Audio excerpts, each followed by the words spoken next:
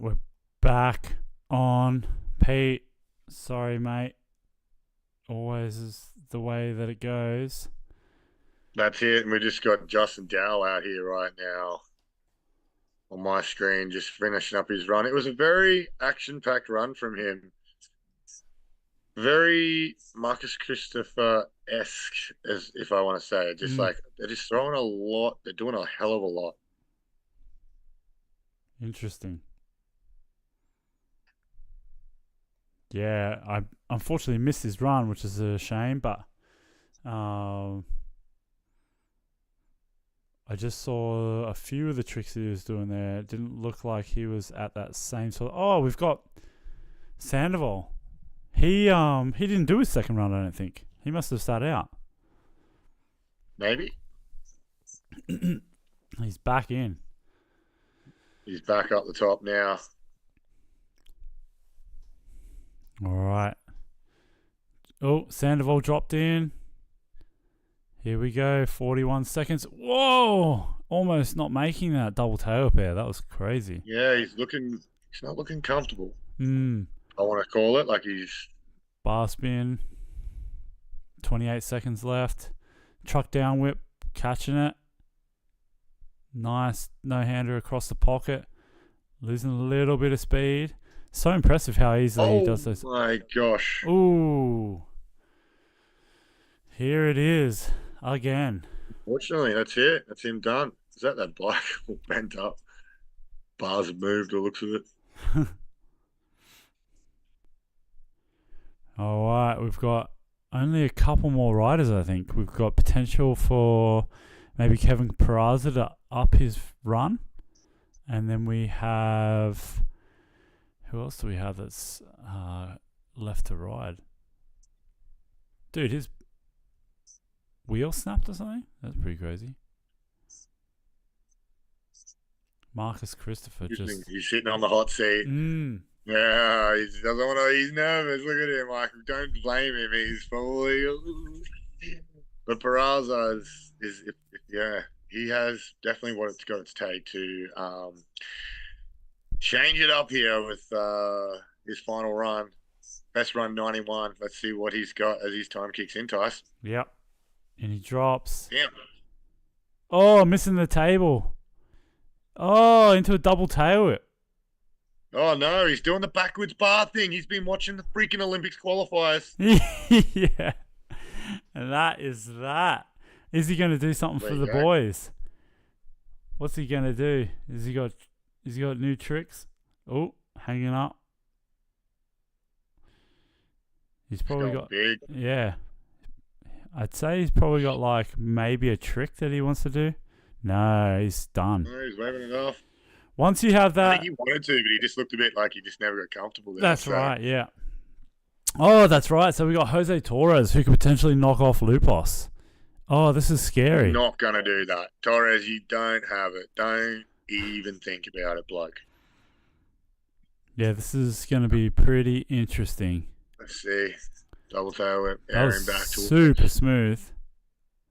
He is really smooth at the minute. I would not say that a 95 is beatable, but I would say that Maligno can... Dude, he is putting together a heck of a run right now. It comes down to whether he can pull the whole thing off. Yeah. It's so smooth. He does catch transitions. Oh my God. That was the box backwards. Oh, flip double whip. Dude, he's one of the ones that'll be riding Olympics too. Yep. 5 seconds. I think. Oh, case. Yes. Oh my God. Yeah. That's going to beat Brandon, I reckon.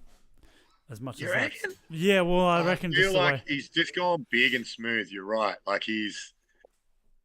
it's a tough one. Like, it'll be hard because I think that a lot of people watching would be like, no, Brandon just did a bloody double flare. But I think it's easy to get lost in that one big trick, isn't it? Like Jose definitely did some gnarly tricks as well. And then finished it off with a pretty hard, high-risk move. You know, the manual Bari, that's not easy to do. Yeah, no brakes too. I don't know how they do it so well. Look at dude. Pulled it. That was a good run. I think that might be potentially above Kevin.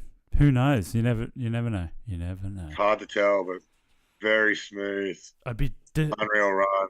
Oh, Brandon. He's definitely nervous. Oh, and they just went to an ad break for me. What a stitch up. Counting 90.66. I told you they're going to knock. No. They knocked Brandon off. Yeah. I think it's fair. It's a bummer for Lupos, but I think that was super smooth run from him. Wow. That's pretty massive. You know what's crazy? I just feel double flares have not been rewarded as much as you would have hoped them to be, and I think that's why we're not seeing many of them, I guess. Huge. There you go. He must be pumped. Marcus Christopher, Kevin Peraza, Jose Torres just knocking Brandon Lupus off at the end there. In the finals for the BMX Park, the 2024 Ventura X Games, Tyson. Holy moly. Yeah, that was crazy.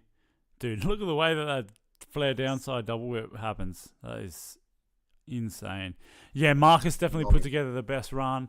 I'm obviously disappointed. We're both disappointed for Lupos not getting into the podium. Would have been sick to see him do both dirt and park podium, but you know, it is what it is.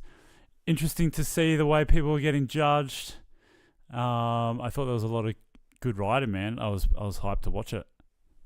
Me too. I really enjoyed it, and I think it's a really interesting watch now leading into the Olympics, which will be live down at the Groove together again. But that was a crazy contest. What we saw is a very different use of course from a number of riders.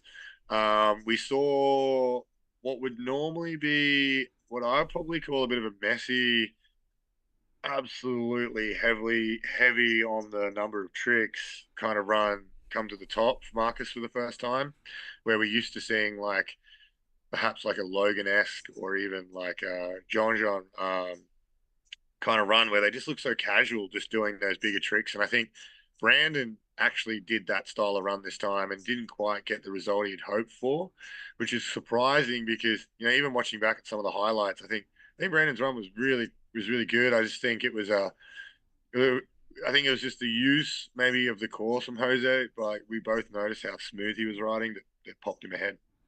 Yeah, totally, man.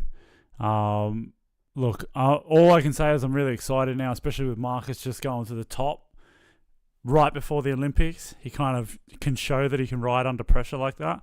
I think if he takes that same sort of idea of, oh, this is X Games, but it's just the Olympics, you know, doesn't get caught up in that Olympic pressure as much, man, who knows what he can do.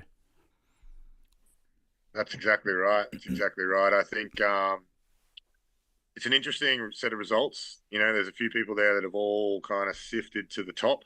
And, you know, there obviously was a number of faces we didn't see there that were on the list for the Olympics. But in this case, a sick competition. And I think X Games just keep knocking it out of the park for that excitement. And I hope this is the start of what is the next 3 years, every year, X Games being that big event. You know what I mean? I think recently, I think they were sold and bought the business that runs the whole backside of it.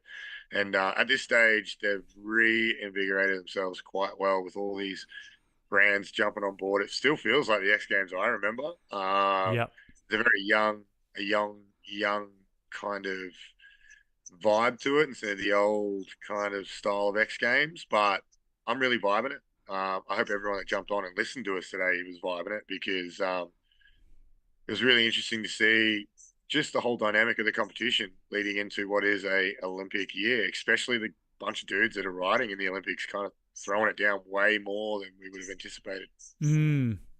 Yeah, man, watching Marcus's run back on this replay is pretty psychotic. Like he rode super good. But he really did. Pete, I'm excited. We're gonna maybe reconvene and we'll talk about a bit of a pre-game idea, and we'll have that schedule up on the Back in the Groove BMX Instagram, as well as no doubt Backbone and the Blue Groove Instagrams. And let's start bringing the hype and bringing the noise for this live show that we're going to be doing for the Olympics. I can't wait, dude. Sick. We're going to have you in the land of the God, mate, here in Queensland, the most beautiful country town. Oh, you're going to love it, mate. Just remember, we get sweaty up here, so mate, a little bit of deodorant might come in handy for you, mate. Yeah. You're gonna have a whole different world of problems. Maybe flies. Actually, you're used to the flies. Holy shit, I ate a few at Stromlo. Yeah. But no, I think it's going to be a really good time. We're looking forward to having you up here. I've got a bunch of stuff planned that should make the night, afternoon, morning. I don't even know when it is yet, but whatever time it may be, we're going to have a bit of fun there. Got some upgrades at the shop for the stuff for us to ride. So leading into the next few weeks. Yeah. Boy. Dude, it's going to be sick. Yeah, heck yeah.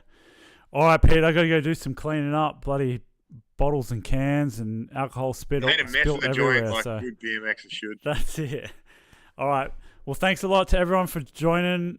Make sure that you, like and subscribe and all that jazz. Follow the Instagram, blah, blah, blah. Back in the Groove _BMX.